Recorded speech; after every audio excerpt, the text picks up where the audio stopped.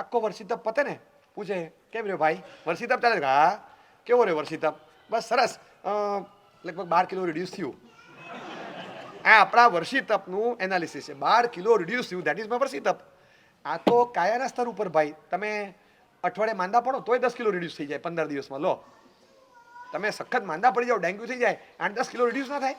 એને તપ કીધો છે. દાન એટલે રૂપિયા ઓછા થાય એ દાન નથી. આત્મામાંથી રૂપિયાનો પ્રેમ ઘટે એ દાન છે. રૂપિયા ખાલી ઓછા થાય તો કરેક્શનથી થઈ જાય. બજારમાં કરેક્શન આવે તો 10 લાખ ઓછા થાય, એને દાન કીધું છે, એને કરેક્શન કહેવાય. એટલે બજારમાં રૂપિયા ઓછા થાય એ કરેક્શન છે. આત્મામાં જે રૂપિયા જમા થયા હતા, પાસબુકમાંથી ઓછા થયા કે નહીં એ ખબર નથી, એકાઉન્ટમાંથી ઓછા થયા કે નહીં ખબર નથી, પણ અહીંયા જે જમા થયેલા હતા ને એ ઓછા થયા. અહીંયા આપણે એકાઉન્ટ ચાર્જ રૂપિયાનું એક એ ઓછું થયું. હું વર્ષિતપ કરું અને વર્ષિતપ પછી મારા ખાવાની લાલસા ઘટી. હું વર્ષિતપ વખતે વિચાર કરું કે મારા વર્ષિતપના આધારે મારી ખાવાની લાલસામાં ફરક કેટલો પડ્યો. કારણ કે મેં અડધો દિવસ, કદાચ 52% દિવસ મેં ખાધું નથી, 48% દિવસ ખાધું છે. તો 52% એટલે સ્ટેક સારો એવો મારી પાસે છે જ્યારે પણ. તો મારા ખાવાના સંસ્કાર કેટલા ઘટ્યા? એ તો નથી ઘટ્યા, ઉલટાનું 15-20 નવી આઈટમ શીખી ગયો બનાવતા બનાવતા. વર્ષિતપમાં આ બને, વર્ષિતપમાં આ બને, નવી નવી આઈટમો. દરેક વર્ષિતપવાળા 5-15 નવી વસ્તુ શીખી જાય વર્ષિતપ દરમિયાન. તો પછી અલ્ટિમેટલી, કારણ કે આપણે ઉપવાસ પણ કરીએ છીએ અને ખાવાના સંસ્કારને પુષ્ટ પણ કરીએ, બે ભેગું કરીએ છીએ. તો એવી રીતે વર્ષિતપ ચોક્કસ સરસ છે, પણ વર્ષિતપની સાથે આત્મા કનેક્ટ થવો જોઈએ ને. ખાલી શરીરના 12 કિલો ઉતરે એ તો ઔદારિક વર્ગના ઘટી, કાર્મણ વર્ગના ન ઘટી તો શું? સંસ્કાર આહારના ઘસાયા નહીં તો શું? છેલ્લે ઘસારો ત્યાં મારવાનો છે. હું 4 સ્ટ્રીપ ખાલી કરી નાખું, 40 ગોળી લઈ લીધી, પણ અંદર એક્સરે પછી જુઓ તો નિમોનિયાનો હજી પેચ એવો ને એવો આવે છે. ડૉક્ટર સાહેબ 40 ગોળી ગઈ, હા તમે કીધું કે 30 થાય પછી અસર દેખાશે, આ મહિના પછી એક્સરે કઢાવજો, આ એવો ને એવો આવ્યો સાહેબ, અવડો ડાઘો છે, હજી કંઈ થતો નથી ફરક. તો કે લ્યો ડૉક્ટર તમે કયો એટલી દવા લો, પણ આ દવા અસર થાય છે ને, એ તો હાઈ ડોઝ નહીં આપો, પછી આ નિમોનિયાનો પેચ ઘટતો નથી. 1 મહિનો દવા લીધા પછી અસર ન થાય તો આપણને એમ થાય કે કાં તો દવાનો ડોઝ વધારો, આ કેમ અસર નથી થતી? તરત થાય છે. લોકોને એમ છે હોમિયોપેથી આયુર્વેદિક પર જલ્દી શ્રદ્ધા બેસે એ ઓછી ત્યાં કેમ બેસે ખબર છે? કારણ કે ઇફેક્ટ ધીમી દેખાય છે. એટલી તો ખબર છે કે ઇફેક્ટ નથી એવું નથી, પણ ઇફેક્ટ ધીમી દેખાય એટલે ધીરજ નથી. ઓલામાં તો તાવ લીધો, પેરાસિટામોલમાં ગોળી લીધી ને અડધો કલાકમાં પરસેવો વળ્યો, હા ઠંડુ થઈ ગયું.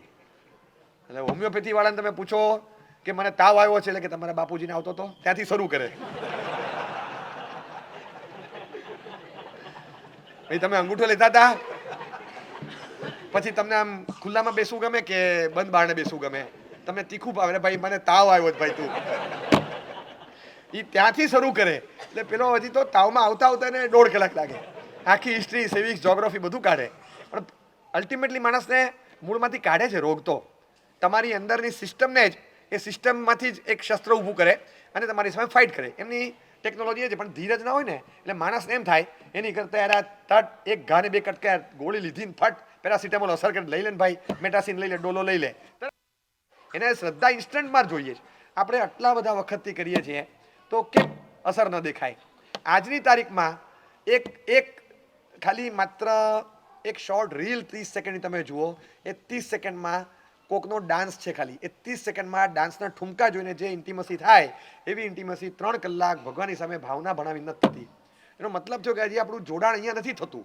અહીંયા થાય છે એનું કારણ આનું બેકઅપ જોરદાર છે, એટલે અહીંયા ખાલી માત્ર આમ ઝલક 3 સેકન્ડની આવે ને, એક મિનિટ ઉપર હમણાં શું પાસ આમ કરતા, 1 મિનિટ ઉપર પાછું લો, આ કંઈક જોવા જેવું આવ્યું, આમ પાસ થઈ ગયું પાછું આવે તરત, એટલું શાર્પ જાગ્રત થઈ જાય. કારણ કે અહીંયા જૂથ મોટું પડ્યું, કારણ કે બહુ વાર ઘૂટ્યું છે આ બધું, અનેક ભાવોનું ઘૂંટેલું છે એટલે જલ્દી જાગ્રત થાય.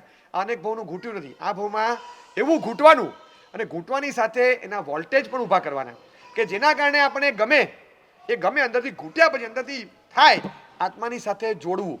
જે પણ આરાધના કરું છું એ આરાધના ડિરેક્ટલી મારા આત્મા સાથે જોડાણ થાય. સંસ્કાર શું પડે છે અને એ જે સંસ્કાર પડે એની અસર શું થાય? અમારા ગચ્છાધિપતિ જય સુરેશ્વરજી મહારાજ, નાનો કોઈ બાળક પણ આવે, મોટો માણસ આવે, કોઈ પણ આવે ને, અહીંયા આવજો ભાઈ જરા, આ કાગળિયા છે ને આ લઈ લો ને જરા, ત્યાં ભંડારમાં નાખી દે ને ગુરુભોજનની પેટીમાં. સાહેબ કાયમ કાગળિયા કહેતા, રૂપિયા શબ્દ નથી સાંભળ્યો મેં. આ અહીંયા આવો ને ભાઈ, આ કાગળિયા ત્યાં ભંડારમાં નાખી દો ને, ઉડે છે. સાહેબને અમે પૂછેલું, સાહેબ આ કાગળિયા છે? મને કે આપણે બોલીએ એમાં કંઈ ફરક પડે? રૂપિયા એ માનવાચક શબ્દ છે, માનવાચક. રૂપિયા એટલે સન્માન છે. આપણે શબ્દ બોલીએ ને રૂપિયા, તો એ રૂપિયાથી આપણા મનમાં એક વેલ્યુ તો એક્સેપ્ટ થઈ. આપણે શું કામ વેલ્યુ એક્સેપ્ટ કરવી? આનું વેલ્યુએશન અહીંયા સ્થિર થાય. આ ભાવ પછીના ભાવમાં જશું તો રૂપિયાની પાછળ પાછા પાગલ જ થશું, કારણ કે વેલ્યુ તો પડી જ છે અંદર. આ કાગળિયા છે, કાગળિયા છે, કાગળિયા છે, કાયથી તો અમે છૂટી ગયા છે.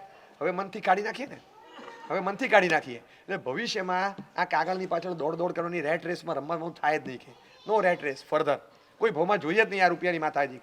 આ સંસ્કારનું ધોવાણ થાય. એટલા માટે જાગૃતિ. એવું નથી કે આને રૂપિયા કહેવાય એ પાપ નથી, એ પાપ નથી. આને રૂપિયા કીધા કે પાપ થોડું છે, પણ એમની જાગૃતિ એ લેવલની હતી.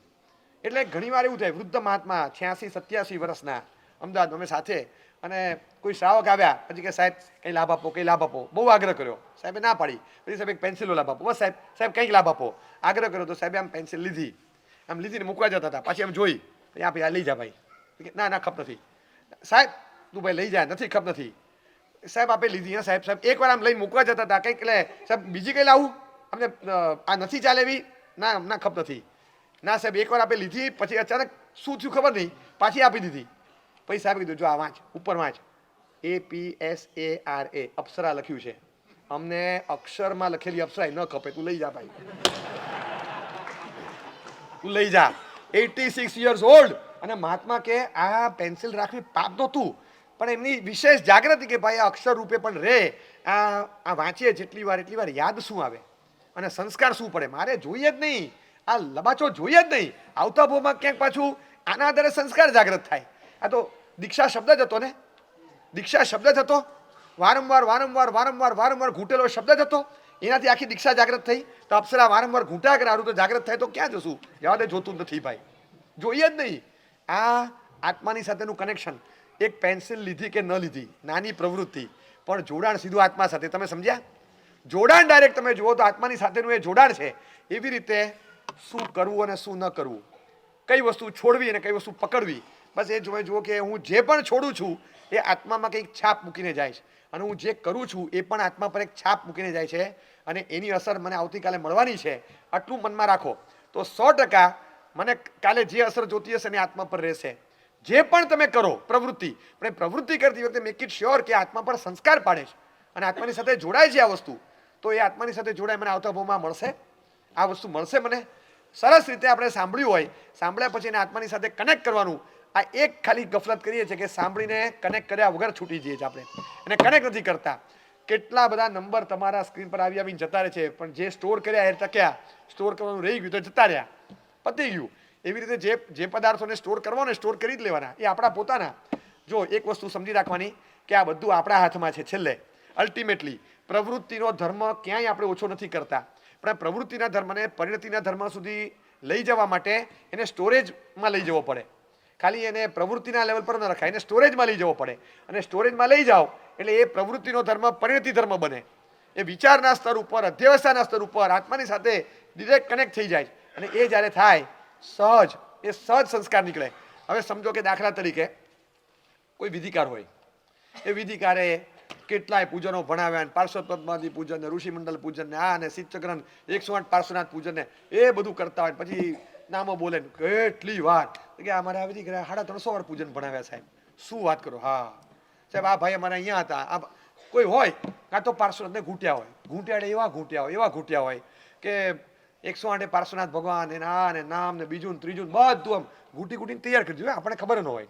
હવે એ કાકા મોટી ઉંમરે પાર્શ્વનાથના અવ્વલ ઉપાસક હોય, પાર્શ્વનાથ ભગવાન એના 10 ભાવ બોલો તો મોઢે, એની પરંપરા આખી મોઢે, એના બધા ઉપસર્ગોની વાતોને, પ્રભાવની વાતોને, તીર્થોના ઇતિહાસો બધું મોઢે હોય.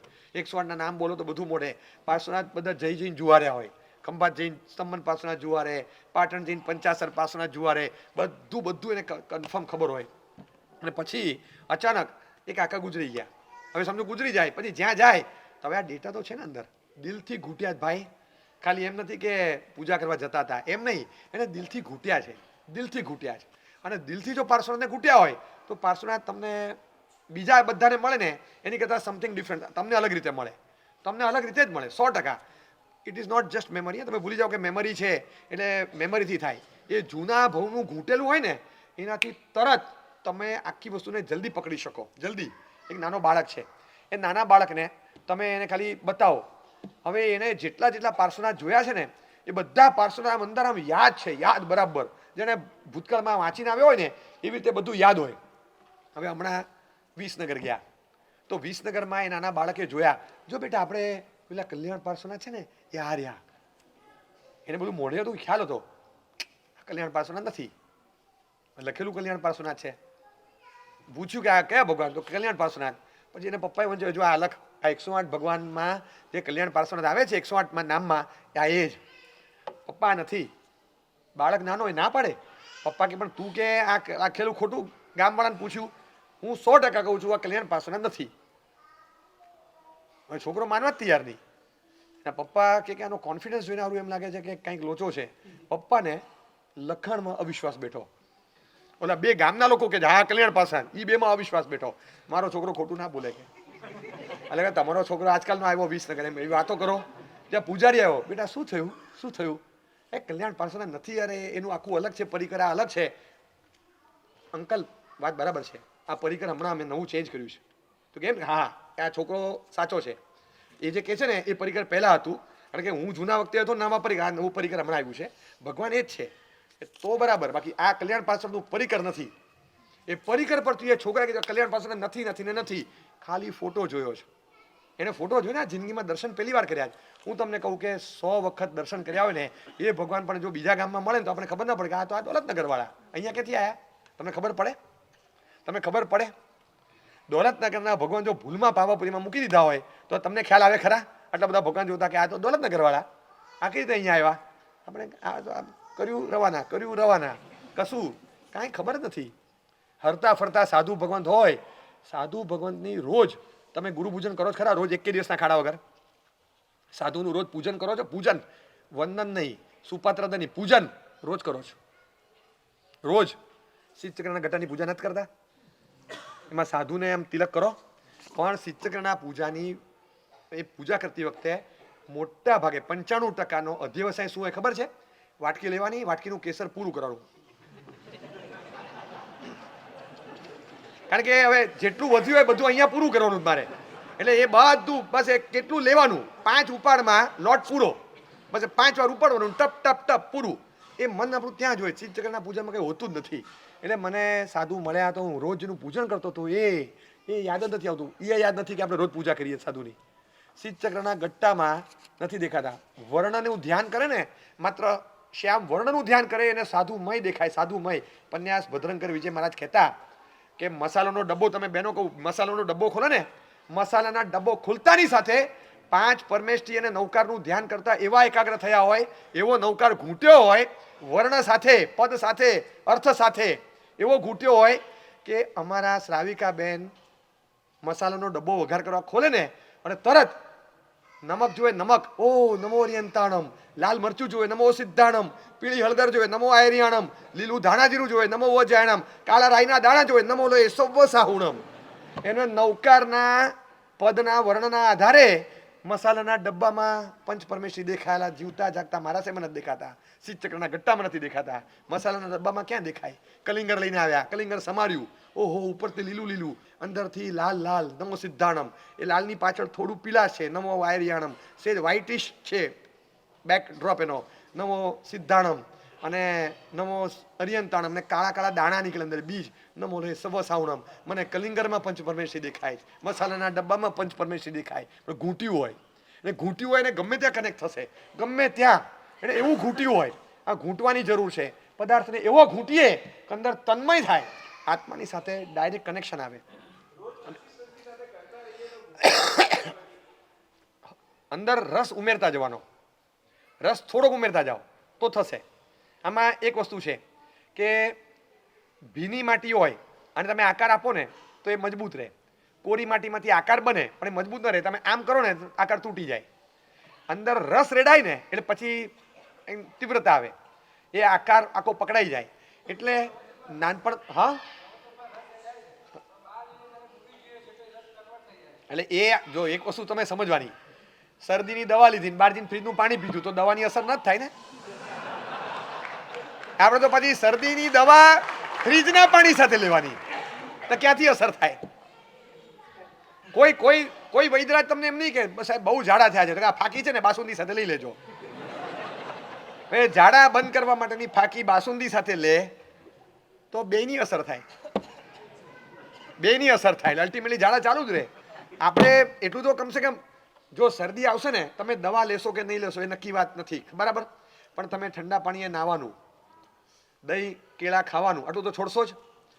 કારણ કે આવા વખતે શું લેવાનું એ તમને ખ્યાલ નહીં પડે, શું ન લેવાનું તો બધાને ખ્યાલ હોય છે. ભાઈ હમણાં તું ભાઈ બારી પાસે નહીં બેસ, ભાઈ આટલી ચીકો ખાઈ આમ આવ ને ભાઈ. એટલે કોઈ પણ માણસ આપણે તો કેવું છે કે ઘણીવાર એમ હોય કે હવે બગડ્યા છે તો એટલા બગડીએ એટલા બગડીએ એટલા બગડીએ કે તીર્થંકર ચંડ કૌશિકની જેમ સ્પેશિયલ હવે મારી પાસે આવે મને ઉદ્ધાર કરે. સામાન્ય નોર્મલ ક્રોધ માટે કે ભગવાનને વિચારે ન કરાવાય. હવે કરવો તો એવો એબનોર્મલ, ક્રોધના ક્ષેત્રમાં એબનોર્મલ સાયકોલોજી કહેવાય ચંડ કૌશિક. હવે કરવો તો પછી એવા બગડવું કે ભગવાનને એમ થાય કે આના માટે મારે જવું પડશે સ્પેશિયલ, આ ઠેકાણું નહીં પડે. કારણ કે આપણા અત્યારના કેસ પ્રમાણે ભગવાનને બોલાવે, મારા સાહેબને બોલાવવા એવા નથી, કારણ કે હજી એવો બગાડો નથી. તો હવે આપણે એટલા બગાડવાનું. અમને ડૉક્ટર કહેતા કીધું તમે શરદીની દવા માટે શું કહો, તો કે અત્યારે સાહેબ શરદીની દવા માટે અમે એમ કહીએ કે 3 વાર ઠંડા પાણીએ નાહવાનું અને દહીંમાં કેળા ચોળીને ખાવાનું. એનાથી શું થાય? એનાથી નિમોનિયા થાય, અને નિમોનિયાની દવા છે, શરદીની એઝ લાઈક નથી. અને આ લોકો સિન્સિયરલી શરદીની દવા નથી કરતા, નિમોનિયાની કરશે. હવે આ કેવું થયું કે તમે બગાડાને એક્સ્ટ્રીમ લેવલ પર લઈ જાઓ તો સિન્સિયરિટી સાથે સુધારો થાય. આપણે આત્મા સાથે જોડાણ કરવું છે, કરીએ જોડાણ. અને એ જે થયેલું હશે ને અત્યારે આપણે ખબર નહીં પડે, ખબર નહીં. હું તમને સિમ્પલ એક્ઝામ્પલ આપું. આ 3 વર્ષના ટાબરિયા તમે જુઓ, 3 વર્ષના, તમે હાથમાં મોબાઈલ આપો, બધું જૂનું યાદ હશે, જૂનું ડેટા લઈને આવેલા છે ટેકનોલોજીનો. અને 3 વર્ષમાં જન્મ્યા હોય, 1.5 વર્ષ 2 વર્ષ 2.5 વર્ષ, હાથમાં મોબાઈલ આવે ને આમ આમ ઈ તમે આમ હું ચિત્રો છો ને કયો પાસવર્ડ છે ને ખોલી નાખે બધું, ખબર ના પડે. અમે જોઈએ મને કઈ રીતે ખોલે છે ને એને જે ખોલવું હોય ને જે જોઈએ જ જોવા બેસી જાય બસ, પછી શાંતિથી. હવે શાંતિ. આપણે એમ લાગે કે એપલ કંપનીના એમ્પ્લોયી મરીને બધા આપણે ત્યાં જ આવ્યા બધા સીધા, એ જ આવ્યા બધા આપણે ત્યાં. એનું કારણ છે કે નાનપણથી એક તો જૂનું કંઈક ને કંઈક આવું ભોગવેલું કરેલું એ ડેટા છે એમની પાસે. બીજું અહીંયા આવ્યા એ પછી સતત ઘરમાં બધાને આ કરતા જુએ છે. અને ત્રીજું 9 મહિના જ્યારે ગર્ભકાળમાં હતા ત્યારે મમ્મી આ જ કર્યું હતું બધું જ. પહેલે સેમસંગ દીઠો, બીજે લેપટોપ પૈઠો, 14 સપના જોયા હતા, બધા ગેજેટ્સના 14 સપના જોયા હતા. તો આપણે ત્યાં સ્ટીવ જોબ્સનો ભાણિયો જન્મે, બીજું કોણ જન્મે? કોણ જન્મે આપણે ત્યાં? આ સંસ્કાર આપણે જ અંદરથી ડેવલપ કર્યા. અરે તમે ભક્તિમય માહોલ આપો, પૂર્વભાવનું એનું બેકઅપ હોય.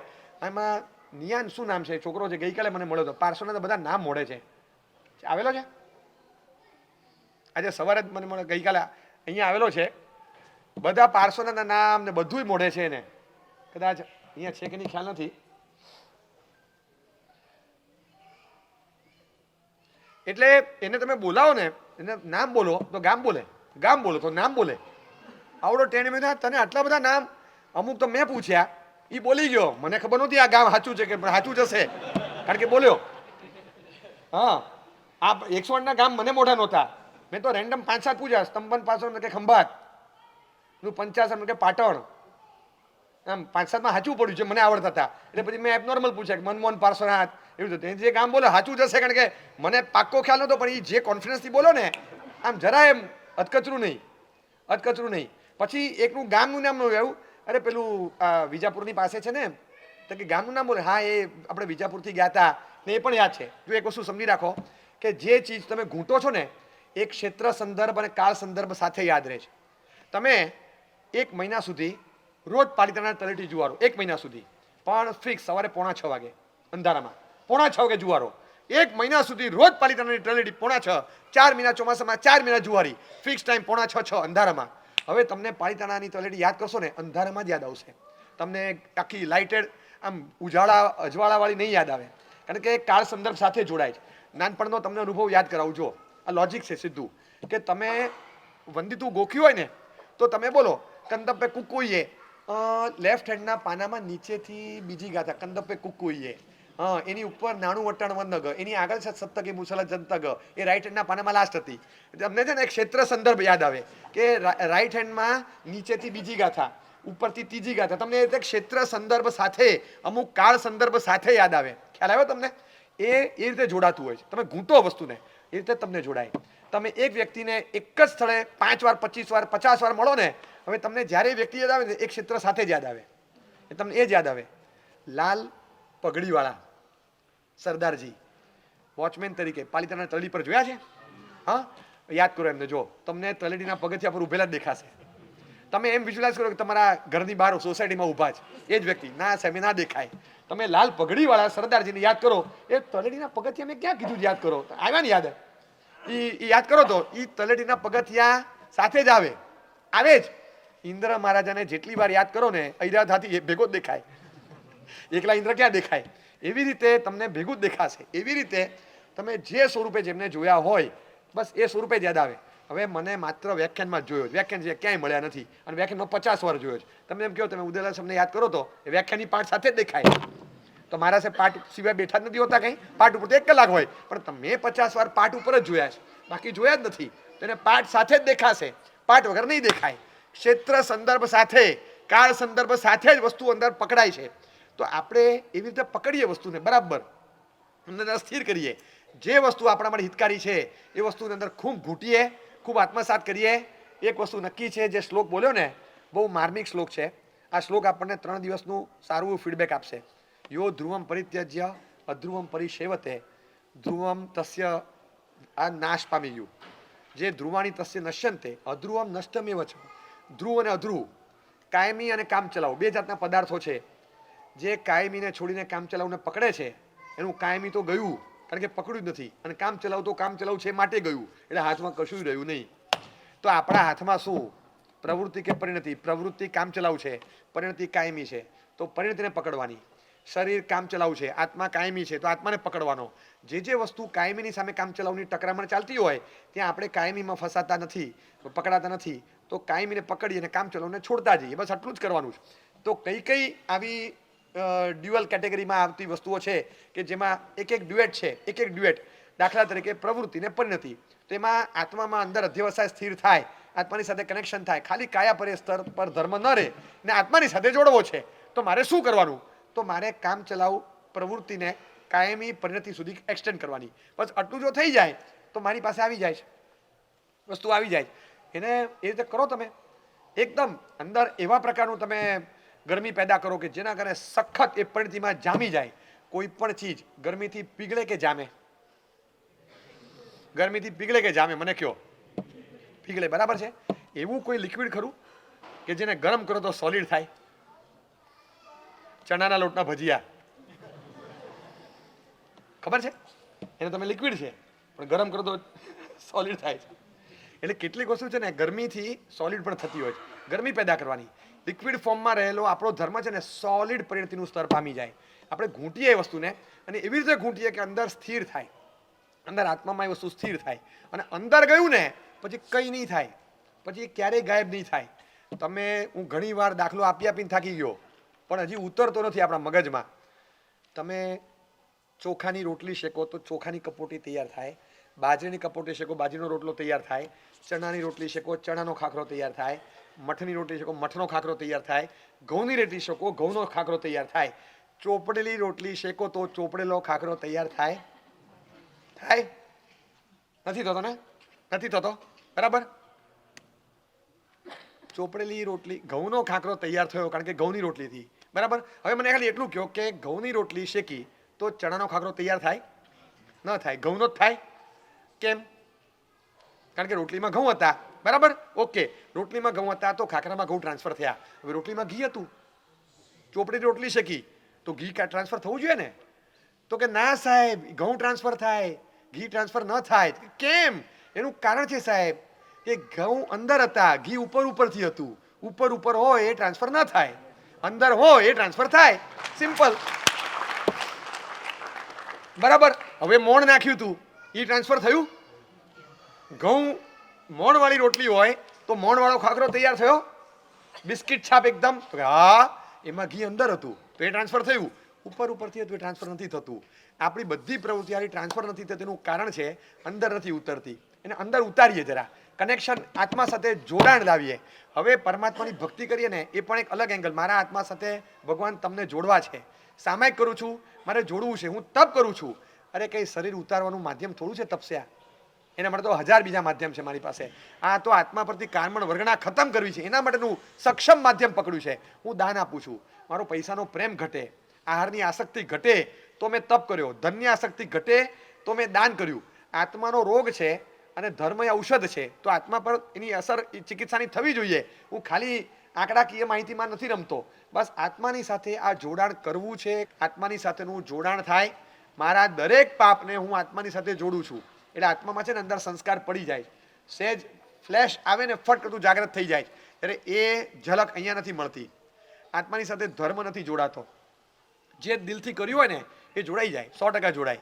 આખા ઉપધ્યાન કર્યા હોય તો 100 લોગસ બંધ થઈ ગયો, 100 ખમાસમણ બંધ થઈ ગયા, કામળીકાળ બંધ થઈ ગયો, બધું મુકાઈ ગયું.